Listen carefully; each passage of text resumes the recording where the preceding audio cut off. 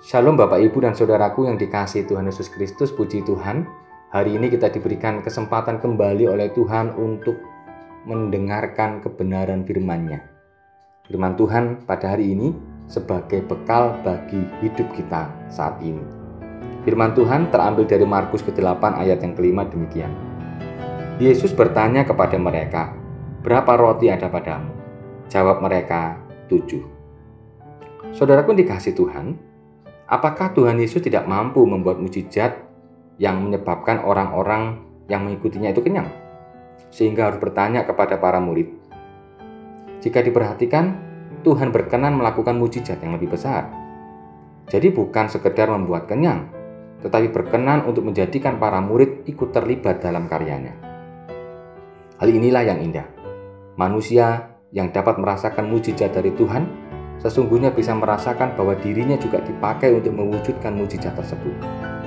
Mukjizat ini kemudian bukan hanya menjadikan para murid sekedar memperhatikan laparnya 4.000 orang, tetapi juga memampukan 4.000 orang agar berbagi-bagi sesamanya.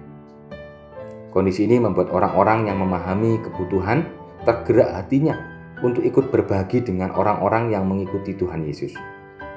Jadi pertanyaan Tuhan Yesus bukan hanya untuk para murid, meskipun orang-orang tadi itu tidak mendengar dengan jelas pertanyaan Tuhan. Namun karena memahami kebutuhan bersama, lalu muncullah kesadaran sehingga bisa bersama-sama melakukan tindakan yang kemudian memiliki energi besar sehingga orang-orang yang kelaparan dapat tercukupi. Pelajaran ini sangat baik untuk manusia zaman saat ini yang semakin sulit memahami kebutuhan bersama. Kalau manusia dikuasai hidup yang hanya berpikir untuk diri sendiri, kelak semakin kesulitan untuk mewujudkan mukjizat dari Tuhan.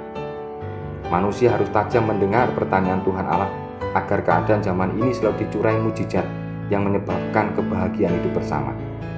Semoga hal ini menjadi semboyan bagi kita bahwa Tuhan Allah berkenan melakukan mukjizat melalui setiap manusia, termasuk hidup kita semua.